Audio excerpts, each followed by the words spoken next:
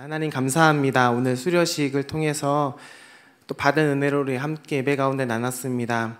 하나님, 6명의 청년들 뿐만 아니라 우리 목양교회 모든 청년들이 하나님의 말씀을 사모하고 말씀 안에서 거하고 성장하고 성숙하며 그 깊이와 넓이가 더욱더 깊어질 수 있도록 주님 우리를 붙들어 주시고 세워 주시옵소서. 이 시간 하나님의 말씀을 전합니다. 말씀을 전하는 저에게나 또 말씀을 듣는 우리 청년들, 또 3040, 또 우리 성도님들 가운데 함께하사 하나님의 말씀 안에 거하며 주님과 깊은 교제 가운데 하나님의 세미한 음성을 듣는 귀한 시간 되게 하여 주시옵소서. 예수님의 이름으로 기도합나이다. 아멘. 오늘은 사랑방정식이라는 제목으로 공동체 시리즈 첫 번째 시간을 갖고자 합니다. 한 지역이 도시화가 되면 많은 사람들이 편리를 누려요. 그렇죠? 서울에 살던 사람이 지방으로 가면 그것을 더 많이 느끼는데요. 불편함을 느끼죠. 여러분 휴가 가거나 혹시 장기간 서울을 떠나서 지방에 가서 살아본 적 있습니까? 그럴 때 뭐가 가장 불편한가요? 마트가 일단 찾기 힘들고, 그죠? 그리고 물건을 사러 가기 위해서 대형 백화점을 가려고 해도 백화점이 없고, 또 좀 더 들어가면은 영화를 보려고 찾아도 영화관도 없고 볼링장도 없고 여러 가지 주요 편의 시설이 없어서 우리는 서울에 있을 때는 모르는데 좀 더 지방, 더 넘어서 시골 한 촌구석으로 가면 그런 서울에서 있었던 편의 시설을 우리는 다 누리지 못하면서 서울의 그 도시화가 된 서울이 참 편리를 우리에게 주었구나라는 것을 깨닫게 되는데요. 도시화가 되면서 그렇게 편리함을 우리가 누리죠. 하지만 이와 동시에 우리는 그런 도시화가 되면서 다가오는 부정적인 측면도 있지요. 뭐가 있을까요? 제가 예전에 제 기억을 회고해 보면 제가 예전에 살던 동네에는 모니터 소리 좀 줄여주실래요? 네. 살던 곳에는 그 문방구가 있었어요. 그리고 그때 슈퍼마켓도 있었죠. 그래서 물건을 사러 슈퍼마켓에 가면 거기 계셨던 아주머니가 저한테 꼭 했던 질문이 있는데요. 그게 뭐냐면 할머니 뭐 하시냐 이거였어요. 제가 할머니랑 같이 살았는데 그러면서 할머니에 대한 안부를 묻고 할머니 뭐 지금 잠깐 저녁 준비하세요? 아니면 잠깐 나가셨어요? 이런 얘기를 하면서 물건을 살 때마다 꼭 아주머니랑 최소 1분 이상은 대화를 했던 것 같아요. 그리고 때로는 돈이 없으면 아주머니한테 가서 아주머니 제가 돈이 없는데요 외상 가능할까요? 해서 외상도 하고 물건도 사기도 하고 때로는 저의 이야기도 조금 하고 할머니가 오늘 저한테 이렇게 했는데 참 기분이 나빴어요 이런 할머니 욕도 좀 하고 그랬던 기억이 좀 나는데요. 그런데 근래에 들어서 이제 대형마트에 가서 가다 보면 그 마트에서 보는 여러 가지 현상 중에 저의 마음을 아프게 하는 한 현상은 뭐냐면 계산대 앞에 선 사람들이 그 사람들의 표정을 보면서 좀 안타까움을 느껴요. 여러분 계산대 앞에서 서면 여러분 표정이 어떤지 아세요? 저도 제 표정을 잘 모르지만 제가 지나가다가 그 마트 앞에 대형마트에서 계산대 앞에 선 사람들을 보면 빨리 지나가서 집에 가고 싶다. 그 앞에 있는 그 직원과 대화를 하는 사람 전혀 보지 못했습니다. 뭐 거스름돈이 잘못 전달되면 이거 돈 잘못 줬다고 그런 얘기는 하는 것을 본 적은 있지만 자기에 대한 이야기 그리고 집안 이야기 아니면 쓸데없는 이야기 그냥 웃는 사소한 이야기를 나누는 것을 본 적이 없어요. 여러분들도 그렇게 그 직원들과 그런 얘기 안 하시죠? 그죠? 왜요? 관계가 전혀 없으니까. 저는 그게 좀 안타깝더라고요. 오늘 이 말씀을 준비하면서 그 대형마트를 지나가는 계산대 앞을 지나가는 저의 모습 또 도시 속에 살아가는 그 많은 사람들의 모습을 보면서 옛날에 그런 정, 또 나눔, 또 이야기하는 그런 소일거리가 사라졌구나 이런 생각을 했습니다. 어디 대형마트만 그런가요? 아파트가 들어서면서 이제 옆집이라는 개념이 사라졌죠. 옛날에는 옆집 하면 그 옆집의 자녀가 누구고 그 옆집의 어머니 또 아주머니가 무슨 음식을 잘하고 그 옆집 집안에는 어떤 물건이 있고 그런 것들을 다 알고 지냈는데 여러분들 혹시 아파트 이전에 다 살았던 경험 있으시죠? 저 혼자 옛날에 그 아파트가 아닌 단독주택에 살았던 경험이 있는 거 아니죠? 한옥 같은 곳에, 그죠? 근데 아파트가 들어서면서 뭐가 바뀌었냐면, 저도 그래요. 바로 옆집에 누가 사는지조차 알지 못합니다. 뭐 이름은커녕 얼굴도 몰라요. 그래서 참 그냥 무심코 지나갈 때가 많지만, 가끔 제 옆집에 사는 어떤 분이 저에게 인사를 했는데 제가 얼굴을 몰라서 미안했던 적도 있습니다. 그러니까 사실 아파트가 들어서면서 사람과의 관계망이 더욱더 좁혀진 거죠. 그래서 도시화하면 부정적인 측면 중에 하나가 뭐냐면 바로 인간화입니다. 사람들의 관계가 좁혀지고 서로 무관심해지고 나만 중요한 사회가 되어졌죠. 그렇게 도시화가 되면서 자연스럽게 사람들에게 굳이 말로 표현하진 않지만 내면 속에 필요한 욕구가 하나 생겼는데, 그것이 무엇이냐면 바로 공동체라는 거예요. 공동체. 왜냐하면 공동체 안에서 최소한 내가 아는 사람과 속마음을 나누고 나의 외로움을 나누고, 그리고 사심없이 나의 생각을 털어놓는 그 누군가가 더 주변에 점점점 사라지니까 그 공동체에 대한 요구가 많아집니다. 다행히도 여러분들은, 또 저는 교회라는 곳이 있기 때문에 사람들을 사귀기 쉽죠. 하지만 대부분 사람들은요, 고등학교를 지나서 성인이 되면 그런 관계망이 점점 좁혀져서 사실은 많이 알고 지내는 사람이 그렇게 많지 않아요. 현대사회가 되면서 사람들은 더 홀로 살아가는 것에 익숙해졌고, 그리고 혼자 모든 문제를 해결합니다. 근데 그것이 아무렇지도 않은 것 같지만 그 내면에는 어떤 니드가 있냐면, 공동체에 대한 니드가 그 누구보다, 어느 시대보다 더 많아진 사회가 바로 오늘날의 사회라는 거죠. 그런데요, 여러분, 공동체가 그렇게 여러분들에게 꼭 필요하지만 그 필요한 공동체가 여러분을 늘 행복하게 하는 것은 아니잖아요. 그죠? 공동체 자체가 무조건 유익한 것은 아닙니다. 공동체는요, 어쩌면 한 개인에게 엄청나게 끔찍한 장소가 될 수 있는 것이 바로 공동체라는 것 또한 여러분 아셔야 돼요. 왜냐하면 공동체는 한 인간, 한 개인이 그 자신의 한계가 어김없이 드러나는 장소이기 때문이죠. 예를 들면 우리는 공동체 안에서 자신의 나약함과 부족함이 드러나게 됩니다. 그것 때문에 부끄러워서 마음이 힘들어질 수가 있어요. 또 공동체 생활 안에서 내가 다른 사람과 잘 지내지 못한다라는, 어울리지 못한다라는 그 무능력 때문에 좌절감을 맛볼 수 있고요. 공동체에 대한 불만과 못마땅함이 내 마음속에 폭발해서 공동체를 통해서 내가 오히려 더 상처받고 내 불만이 더욱더 커지고 극대화되는 경험도 우리는 하게 됩니다.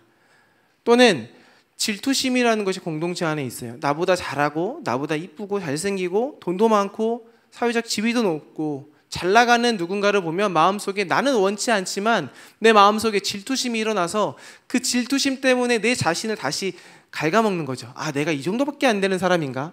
아니, 이 정도로 내가 질투심이 강한 사람이었던가? 라는 생각을 하면서 스스로 무너지기도 합니다.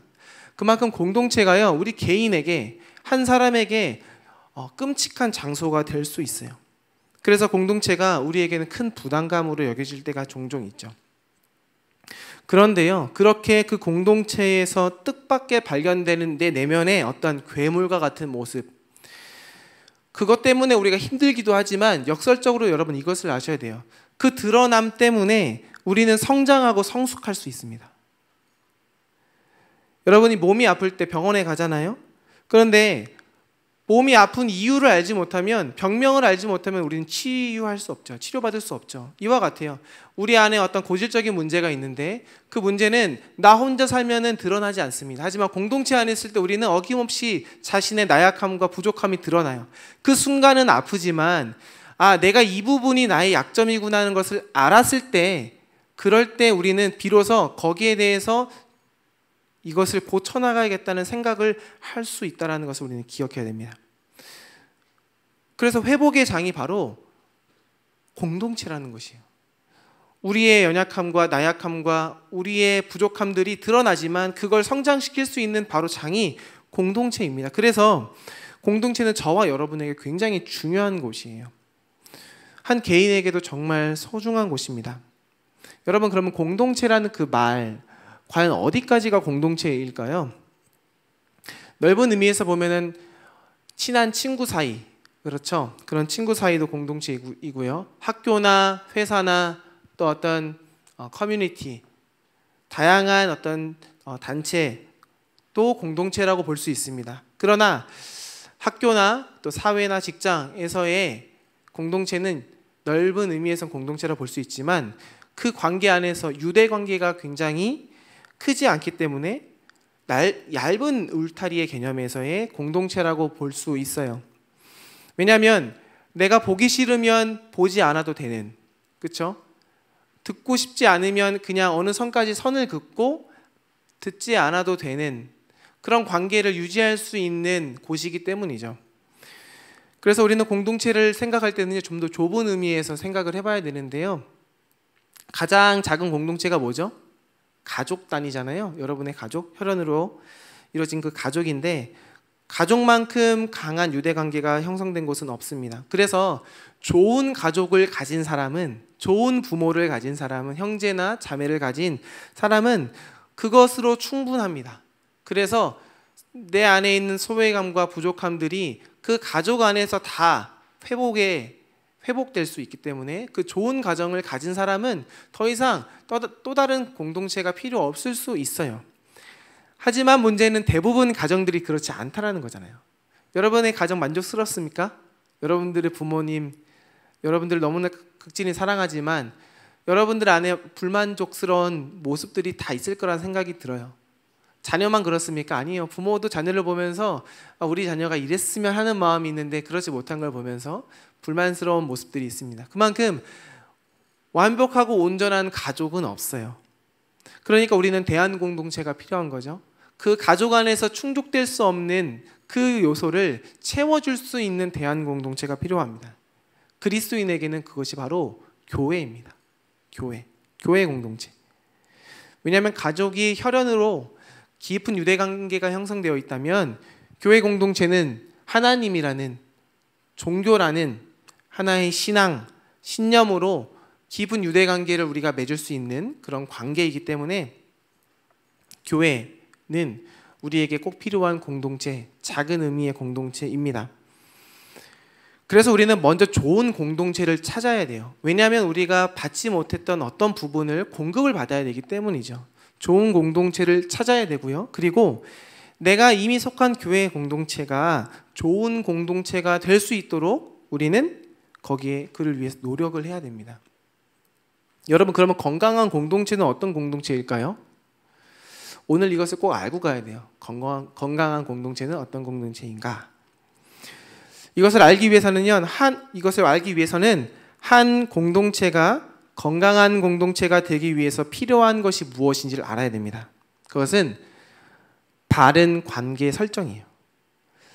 올바른 관계 설정을 위해서 가장 먼저 필요한 것이 무엇이냐면 바로 자기다운 게 무엇인지를 알아야 됩니다.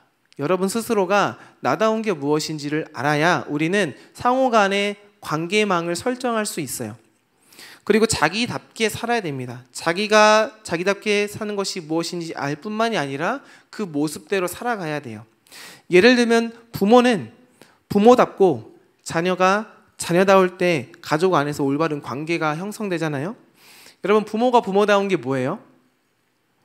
부모가 안 돼봐서 모르실 수도 있지만 저도 자녀가 있는데 자녀가 어려서 그 부모에 대한 이해는 잘 못할 수도 있지만 저는 이렇게 생각합니다. 부모는 자녀에게 기댈 수 있는 존재로 살아가는 것이 저는 부모다운 거라 생각이 돼요. 그럼 반대로 자녀가 자녀다운 거는 뭘까요? 여러분 잘 아실 건데 자녀이시잖아요. 자녀가 자녀다운 것은요, 부모로부터 점차 독립적인 모습으로 살아가는 것이 전 자녀라 생각합니다. 그러면 친구 사이나 연인 사이는 어떨까요? 똑같아요. 친구는 친구답게, 연인은 연인답게. 자기가 어떤 위치인지를 알아가는 것, 그것입니다. 친구는요, 저는 이렇게 생각해요. 그의 편이 되는 사람이 친구라고 생각합니다. 상대방의 이야기를 들어주는 사람이 바로 친구죠. 그러면 친구다운 것은 어떤 것일까요? 편이 되어서 들어주고, 편이 되어서 옆에 있어주고. 그럼 연인 사이는요? 연인다운 건 뭐예요? 둘 사이는요, 상호 수평적이잖아요. 누군가 남성이 여성보다 단지 신체적으로 우월하다고 우위에 있다고 해서 남성이 여성을 함부로 대한다면 그 관계는 이내 파국으로 맞이할 것입니다. 그런 관계는 얼른 정리하는 게 낫죠. 이런 식으로 우리는 답게 자기가 자기다운 게 무엇인지 알아야 됩니다. 그렇다면 교회 공동체 안에서 그리스도인들에게 있어서 자기다운 것은 무엇일까요? 그리스도인이 자기다운 것은 무엇일까요? 이거는요, 각 개인의 영역에 달려있지 않아요. 그것은 하나님이 그리스도인다운 게 무엇인지 가르쳐 주신 그 영역 안에 있습니다. 좀 어려운데 쉽게 말하면은 그리스도인이 그리스도인다운 것은 자기가 생각하기에 나는 그리스도인은 뭐 예배 잘 드리는 거야 이렇게 생각하는 게 아니라 하나님이 그리스도인은 무엇이다라고 정의 내리는 것을 올바로 알고 살아가는 것이 바로 그리스도인답게 살아가야 된다는 것이죠. 결론부터 말씀드리면 그리스도인이 가장 그리스도인다운 것은요, 사랑을 이루어가는 것입니다. 사랑을 이루어가는 것. 여러분 방정식 아시죠? 오늘 설교 제목이 방정식인데 방정식이 뭔가요? 어떤 미지수를 함유하는 등식이 방정식입니다. 저도 수학을 잘 못하는데 좀 어려운 개념이지만 쉽게 말하면 어떤 등식이 사랑의 등식이라면 거기에 어떠한 미지수, 어떤 숫자를 넣더라도 그 등식으로 인해서 그 미지수가 나오게 되었을 때는 사랑과 관련된, 사랑에 연관된 결과가 나온다는 것이에요. 그래서 사랑 방정식이라는 오늘 설교 제목을 정했는데요. 그렇다면 사랑으로 어떻게 우리는 건강한 공동체를 만들 수 있을까요? 여러분이 사랑 방정식이 여러분 몸에 딱 이렇게 착용이 되어 있으면 어떠한 미지수가 들어와도 그 미지수가 내 안에서 이렇게 정화돼서 깔때기 밖으로 나갈 때는 사랑에 관련된 결과물로 나온다는 것입니다.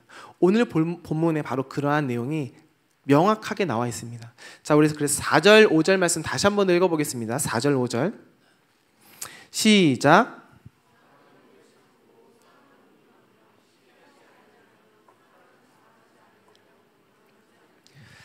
무례히 행하지 아니하며 자기의 유익을 구하지 아니하며 성내지 아니하며 악한 것을 생각하지 아니하며. 아멘. 바울 사도가 고린도 교회를 향해서 그리스도인이 그리스도인답게 살아가기 위해서는 사랑이 필요한데 그 사랑이 무엇과 같은지 설명하고 있습니다. 그래서 공동체 안의 관계에서 말하는 그 사랑은 추상명사잖아요. 그 사랑이라는 것이 그 행위를 통해서, 사랑의 행위를 통해서 그 실체가 드러날 때 그 사랑은 더 명확하게 우리에게 다가온다는 것이죠. 그래서 먼저 바울은 사랑이 무엇과 같은지 설명하고 있는데 첫 번째로 오래 참음과 온유하다고 이야기하고 있습니다.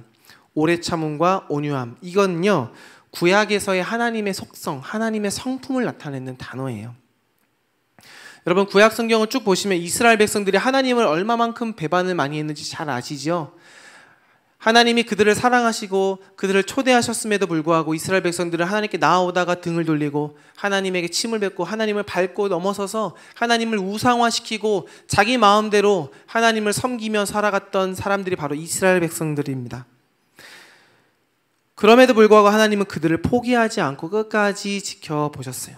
그 오래 참음, 이것이 바로 오늘 바울 사도가 이야기하고 있는 오래 참음이고요. 그리고 온유하다라는 말은요 친절하다라는 말이에요. 친절하다. 그러니까 오래 참음과 온유함으로 사랑을 이룬다는 것은 친절한 마음으로 상대방을 포기하지 않는 마음을 지켜나가는 것을 말합니다. 여러분 이게 공동체 안에 이루어질 때 사랑의 방정식으로 우리의 공동체는 성장할 수 있고 유지될 수 있다고 오늘 우리는 알 수 있습니다. 그리고 두 번째로 사랑은 시기하지 않는다라고 하죠. 이 말은 너무나 쉬워요. 남의 성공과 기쁨 때문에 우리가 소가리를 하지 않는다라는 말이잖아요. 왜냐하면 사랑하면 그 사랑하는 사람의 행복이 곧 나의 행복이기 때문에 그 사랑하는 상대방이 잘 됐을 때 그 잘된 것이 나에게 마음의 쓰라림이 아니라 나 또한 기쁨이 되는 것, 이것을 말하고 있습니다. 그래서 건강한 공동체일수록 시기나 질투가 아닌 축하나 격려가 더욱 넘쳐납니다. 그리고 또 바울 사도는 말합니다. 사랑은 자랑하지 아니하며 교만하지 않는다고 합니다. 자랑과 교만, 이거는 뭘까요? 자기 자신을 나타내고자 하는 욕구에서부터 바로 자랑이 시작되고요. 교만이 시작됩니다. 예수님은요, 그 누구보다 자랑거리가 많은 분이었어요. 다윗의 자손이었죠. 하나님의 아들이었죠. 그리고 살아생전에 그 누구보다 많은 기적과 표적을 이끌으신 분이 바로 예수님입니다. 뿐만 아니라 능력과 권세를 다 가지신 분이 바로 예수님이셨죠. 그러나 그는 철저하게 자기 자신을 비우시고 자기가 잘남을 나타내지 않으셨어요. 여러분 너무나 잘 알고 있잖아요. 그죠? 그래서 이것을 신학적인 용어로 말하면 조금 어려운데요. 케노시스라 그래요. 우리말로 하면 자기 비움, 우리를 비움. 하나님이신 그 예수님이 이 땅에 오신 것 자체만으로도, 그 신인 그가 인간이 됐다는 그 자체만으로도 바로 자기를 비워서 인간이 되었다는 사실을 우리는 알 수 있죠. 그래서 우리가 예수님을 이야기할 때 바로 겸손의 왕이라고도 하잖아요. 이와 같이 건강한 공동체도요, 이런 예수님의 모습이 자연스럽게 나옵니다. 자기를 자랑하지 않고 교만하지 않는 건, 그것은 무엇으로부터 나오냐면 바로 예수님의 모습으로부터 나오는데, 그것은 무엇이냐면 바로 자기를 비우는 그 모습이라는 거죠. 또 사랑은 무례히 행치 아니한다고 5절에 나와 있습니다. 여러분, 무례히 행치 않는다는 그 개념과 우리가 구별해야 될 것이 있는데요, 바로 허물 없이 대하는 것입니다. 허물 없이 대하는 것과 무례한 것은 다릅니다. 건강한 공동체는요, 허물은 없지만 서로 존중합니다. 사람과 사람 사이에는요, 적당한 거리가 필요해요. 왜냐하면 그래야 서로가 서로를 볼 수 있기 때문이죠. 너무 가까이 있으면 그 사람의 표정을 볼 수가 없잖아요. 좀 멀리 어느 정도 거리를 둬야, 아, 이 사람이 지금 기분이 나쁘구나, 아니면 이 사람이 지금 마음이 불안하구나를 알고 내가 그 사람에게 최소한의 예의를 갖춰서 무례히 행치 않을 수 있습니다. 그래서요, 너무 밀착하면 밀착할수록 우리는 함부로 대할 수밖에 없어요. 그래서 거리감 없는 사랑은요, 어쩌면 맹목적인 사랑이라고 볼 수 있습니다. 반대로 거리를 둔다고 해서 여러분 사랑하지 않는다고 생각하지 마십시오. 일정한 거리는 사랑에 있어서 필수 조건입니다. 거리를 둔다는 건요, 서로의 독립성을 인정해 주는 거예요. 그래서 연인 사이에서 이것이 이루어질 때 건강한 연인 관계가 될 수 있습니다. 근데 우리는 그거 실수예요. 내가 사랑하기 때문에 더욱더 가까이 있어야 된다고 생각을 하죠. 그래서 이럴 때 실수가 일어납니다. 가까이 두고, 내가 이 사람을 사랑하기 때문에 가까이 두고자 하는 마음으로 살아간다면 어느 순간 이 사람의 독립성을 인정해 주지 못하기 때문에 우리는 그를 향해서 무례하게 대하게 되고, 그 때문에 서로의 감정이 상하게 되고, 그로 인해서 서로 다투게 되죠. 여러분, 데이트 폭력이 왜 일어나는 줄 아세요? 바로 이런 거리두기가 안 됐기 때문입니다. 그러니까 무례하게 행하게 되고, 그러면서 남성은 자신의 권력으로, 자신의 힘으로 여성을 진압하는 그러한 결과가 나오게 되는 것이죠. 그만큼 거리 두는 것은요, 사랑에 있어서 꼭 필요한 것이에요. 자기 유익을 구하지 않는다고 합니다. 사랑은 자기 유익을 구하지 않는다고 합니다. 우리가 누군가를 사랑하면 상대방의 행복을 위해서 내가 누릴 수 있는 것까지 포기하게 된다는 말이잖아요. 결혼을 앞둔 청년 중에, 우리 교회 말고요, 한 청년에 대한 이야기를 들었는데, 그 청년이 다른 이야기를 하면서 자신이 결혼을 앞두고 이러한 마음을 가질까 봐 걱정이 된다고 이야기했습니다. 그것은 뭐냐면, 어떤 사람이 혼숙감이 적다고 이렇게 불평을 서로 간에 했다는 거예요. 그래서 자기도 이것 때문에 불평하면서 싸우지 않을까 노심초사하고 있다고 이야기를 했습니다. 여러분, 그렇게 혼숙감 가지고 크고 적다고 이야기하면서 다툰다면 저는 그런 결혼은 권하고 싶지 않아요. 왜냐하면 서로 자기의 유익을 구하는 그 모습이 과연 진정한 사랑일까라는 그런 의구심이 들기 때문이죠. 한 30대 초중반의 형제가 유학의 꿈을 꾸고 있었습니다. 그래서 유학을 갈까 말까 고민을 하던 찰나에 부모님이 그 청년에게 유학을 가서 너의 미래를 준비해라 라고 이야기를 했대요. 모든 비용을 다 대주겠다. 그러면 여러분 어떻게 하시겠어요? 뒤도 안 돌아보고 가겠죠. 그런데 하나 걸리는 것이 있었습니다. 그 형제에게 사랑하는 자매가 있었어요. 30대 중반이면 나이가 꽤 있잖아요. 그 여자도 동갑이었어요. 그러니까 유학을 갔다 오게 되면 최소 5년이라는 시간이 필요한데, 5년이 지난 다음에 이 여성과 결혼하게 됐을 때는 이 여성의 입장에서는 기다리기 너무 힘든 시간인 거예요. 그죠? 너무는 나이가 들잖아요. 그래서 고민을 합니다. 그리고 나서 그는 선택을 했죠. 과감하게 유학의 길을 포기합니다. 그리고 이 여인에게 나는 유학보다 당신을 선택하겠다고 이야기하고 결혼을 했어요. 유학의 길을 포기합니다. 왜요?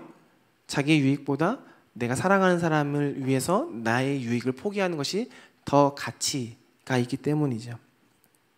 건강한 공동체도 이와 같아요. 건강한 공동체는요, 공동체의 유익을 위해서 개인을 희생시키지 않습니다. 여러분 이것을 기억하셔야 돼요. 우리 공동체가 지금 공동체의 유익을 위해서 개인을 희생한다면 지금 굉장히 비통합적으로 건강하지 못한 모습으로 지금 공동체가 지향하고 있다는 것을 우리가 기억할 필요가 있다는 것이죠. 또 오늘 말씀에 사랑은 성을 내지 않는다고 합니다.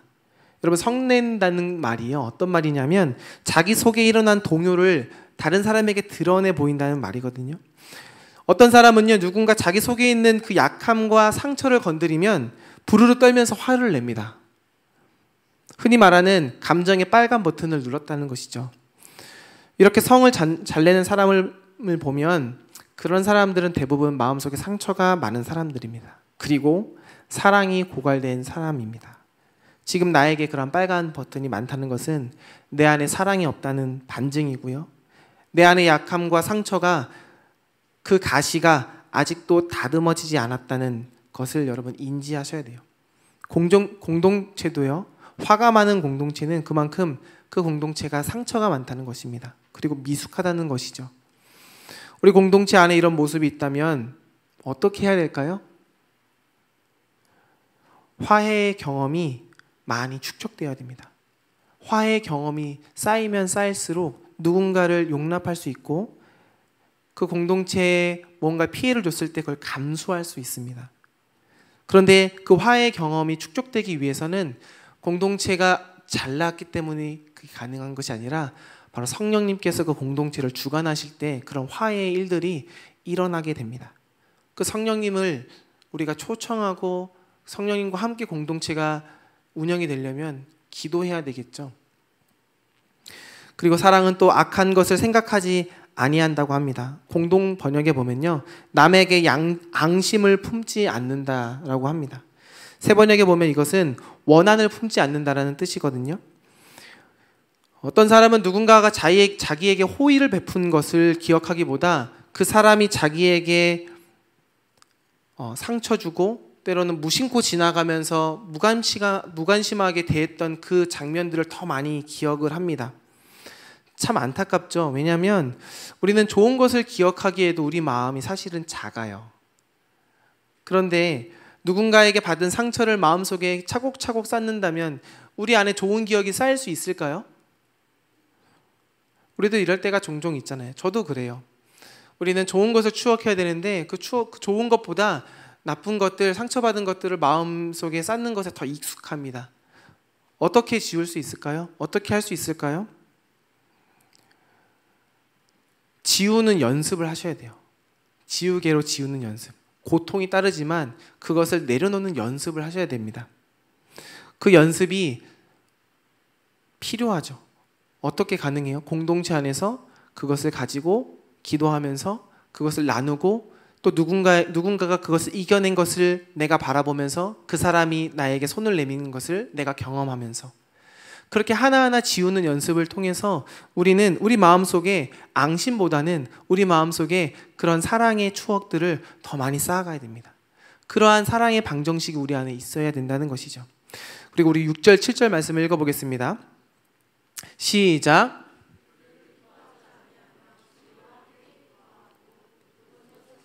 모든 것을 믿으며 모든 것을 바라며 모든 것을 견디느니라. 아멘. 그래요. 사랑은 불의를 기뻐하지 않습니다. 주변을 보면 다른 사람의 흠을 들춰내면서 자신의 우월감을 드러내는 사람들이 있죠. 그런 사람들은 다른 사람의 눈에 있는 티끌을 기어코 빼주겠다라는 그러한 마음을 가지고 다른 사람을 향해 덤비는 사람들입니다. 이런 사람들은 남의 흠을 찾기 이전에 자기 속에 있는 그 천박함을 알아야 합니다. 공동체도 마찬가지예요. 건강한 공동체는 상대방의 흠을 감춰줍니다. 왜냐하면 오늘 말씀에 나와 있듯이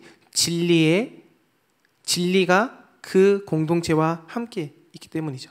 진리와 함께 기뻐한다는 것은 그 진리를 추구한다는 것입니다. 모든 관심과 모든 나의 마음이 진리를 탐구하는 데 있기 때문에 그 진리로 다른 사람을 보기보다 그 진리로 나 자신을 보는데 익숙해지는 것이죠. 그러다 보면 다른 사람을 보면서 흠을 잡는 데 시간을 할애하기보다 나 자신을 되돌아보는 데 시간을 더욱더 많이 쓸 수 있는 것입니다. 그리고 7절에 보면 마지막인데요. 사랑은 모든 것을 참는다고 합니다. 이 참는다는 말은요, 덮어준다라는 거예요. 덮어준다. 다른 말로 바꾸면 지지해준다라는 말입니다. 지지한다. 누군가의 허물을 덮어주는 우리가 사는 이 세상, 그 세상을 그 지탱해주는 마음으로 살아가는 것이 바로 덮어준다, 참아준다라는 말이죠. 사람처럼 불합리한 존재는 없어요. 그리고 여러분 인생을 가만히 보면 인생처럼 복잡한 것도 또 없습니다. 그래서 하나하나 구구절절이 다 따져서 들춰내다 보면 그러면 그 사람이 망가지고요. 인생이 더 꼬일 때가 많아요.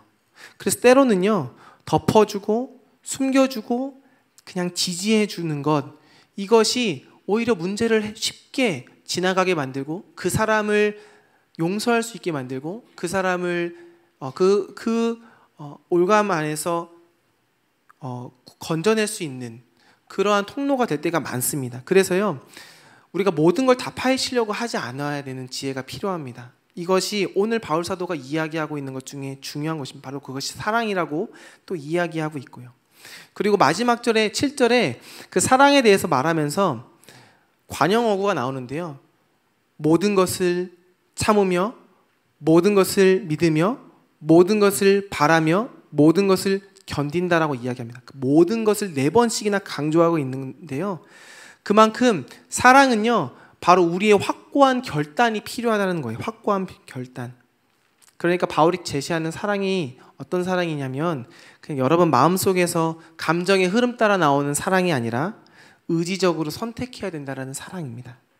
참아주고 믿어주고 상대방에 대한 희망을 버리지 않고, 비록 그가 지금 아름답지 않을 수 있지만 끝끝내 새로운 존재가 될 것을 바라봐주고 참아주는 것, 이것이 바로 사랑이라는 것이죠.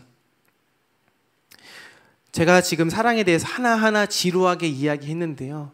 그만큼 그 사랑이 어렵다는 겁니다. 어저께 이 말씀을 우리 리더들과 나눴는데 한 리더가 저한테 이런 질문을 했어요. 목사님, 이거 불가능하지 않나요? 맞아요. 불가능합니다. 하지만 불가능하기 때문에 은혜입니다.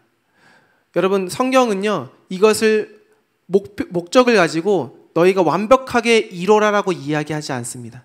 성경은 이것을 제시해 주면서 불가능하기 때문에 그것을 바라보며 오늘 한 걸음 내디더라 라고 이야기하고 있는 것이죠. 우리가 이것을 다 이룰 필요는 없습니다. 하지만 우리의 방향이, 우리의 시선이, 우리의 발걸음이 바로 이것을 향해서 한 걸음 한 걸음 내딛는다면 우리의 사랑의 방정식이 우리를 통해서 바로 우리의 공동체에 스며들게 되고 우리의 공동체가 건강한 공동체가 될 수 있다라고 이야기하는 것이죠. 말씀을 정리하겠습니다. 사랑하는 성도 여러분, 여러분 선물 받는 거 좋아하시죠? 저도 선물 받는 거 굉장히 좋아합니다.